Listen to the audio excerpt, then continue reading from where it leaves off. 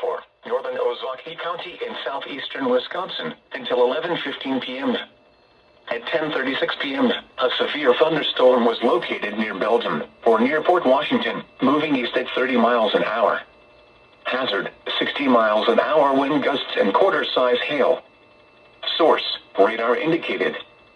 Impact, hail damage to vehicles is expected. Expect wind damage to roofs, siding, and trees. Locations impacted include Port Washington, Belgium, Fredonia, Newburgh, Harrington Beach, St. Park, and Waalbeke. For your protection, move to an interior room on the lowest floor of a building.